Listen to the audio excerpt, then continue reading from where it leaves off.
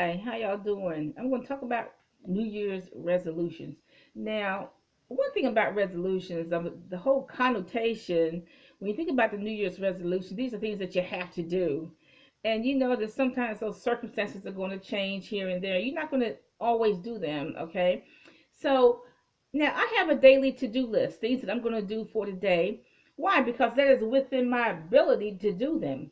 But a resolution, a New Year's resolution, sometimes it's just not within our ability to do it. Okay, sometimes we just don't have the money or the resources or whatever to do these resolutions. Um, I believe in long-term goals and short-term goals. I do believe in that. I've heard from a lot of people that though that does work to have long-term goals and short-term goals. You need someone. You need to work with something. I remember when I was moving to this town, and I wrote down what my goals are for going to this town. It's like four of them. No, or was it could have been 10. 10 goals when I moved to this town, because you cannot just go to a town, die, just because you want to go.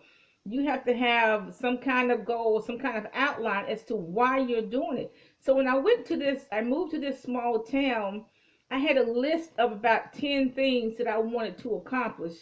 Um, and I would say I got 4 out of the 10 accomplished. I got 4 out of the 10. But look, at least I got it done. Okay. I got 4 out of the 10 accomplished. But like I said, I think that's better than nothing.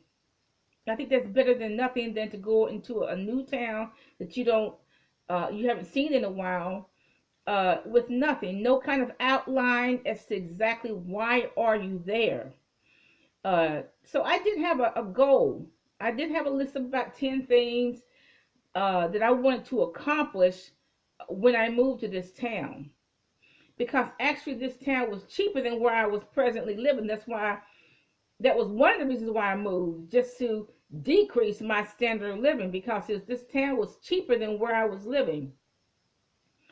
But like I said, out of the 10 goals and short-term goals and long-term goals that I had for moving to that small town, I would say I accomplished 4 out of the 10, which is not bad. But at least I had an outline of what I wanted to do.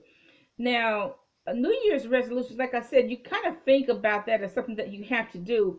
But as you know, that there are going to be so many obstacles that's going to be coming in your way, that you may or may not perform all those resolutions. So, but for want of a better word, I'll call it resolutions. But really, it's long-term goals and short-term goals.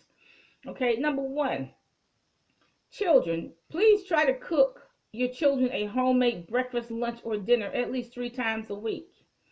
Okay, please decrease the amount of time you spending at 7-Eleven buying them some food for breakfast.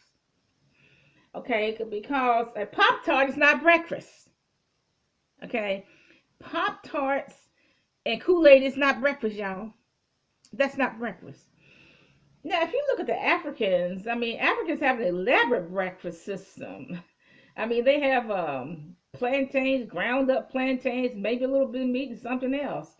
And places like Mongolia, it's a big set up too. India is a big to do about breakfast. Okay, um, so that's one. Try to cook your children a half decent breakfast, lunch, and dinner. At least 3 times a week. I would ask some of you mothers, please stop getting your 17-year-old to hustle and sell drugs so you can get your hair and nails done, okay? Because there's only two choices. Either you're going to get death or you're going to get jail. That's only two choices.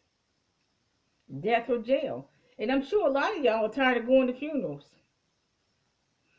Um, Sit down with your child. Ask your child what's going on with his life, what happened, how was their day at school, because you want him to tell you first. You don't want to find out this bad behavior when they're 17. Ask your child right now, well, how was school? What happened at school?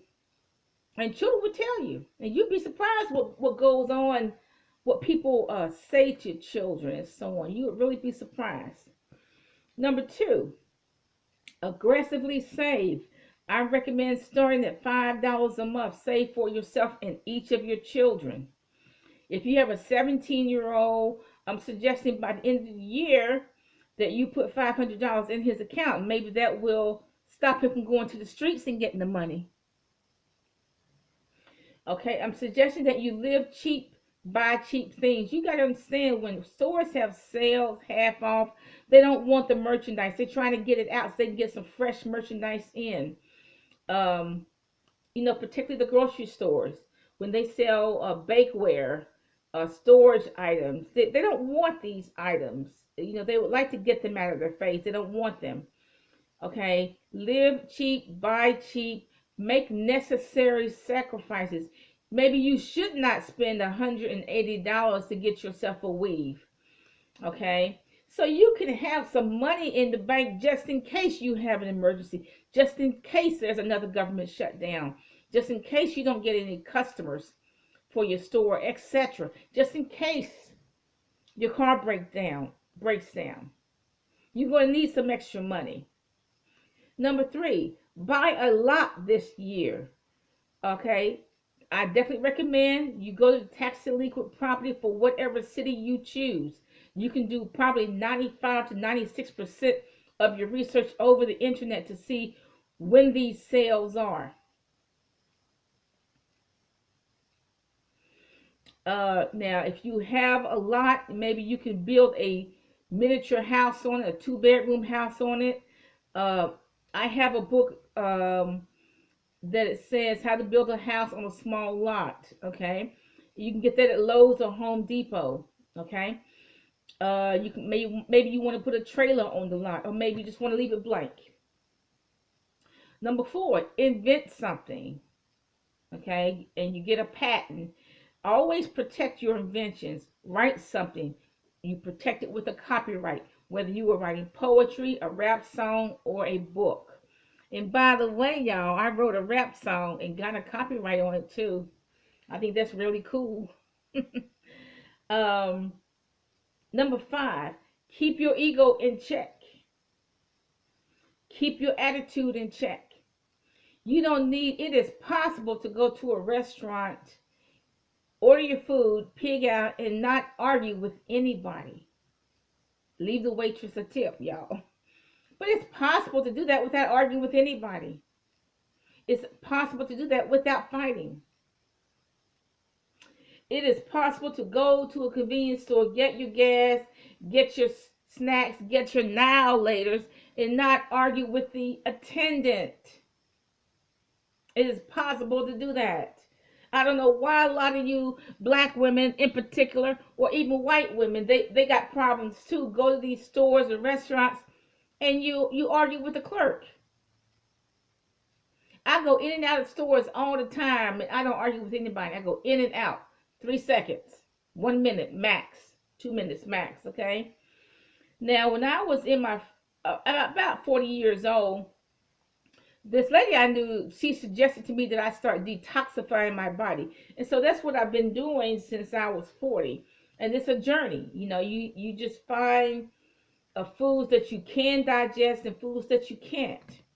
So I'm suggesting that to you. I see a lot of really overweight people. I see a lot of really overweight young people that's really, really, really overweight. I'm suggesting that you start detoxifying your body. And this is what I can say about the weighty issue, is that what my recommendation is, I don't care how many children you have, you find a weight that you are comfortable with. Forget what all the other clowns are saying. You find a weight that you are comfortable with, and you just try to stay there, plus or minus 5 or 10 pounds. Okay. Now, like I said, I don't believe in the weight standards that were out in 1955. I don't believe in those standards, because I think you got to allow 5 or 10 pounds for childbirth. You got to allow 5 or 10 pounds for age. I mean, after you turn 50, you ain't getting rid of it, y'all. Okay, anyway, those are my suggestions for resolutions, or if you want to call them long and short-term goals. Y'all have a nice day.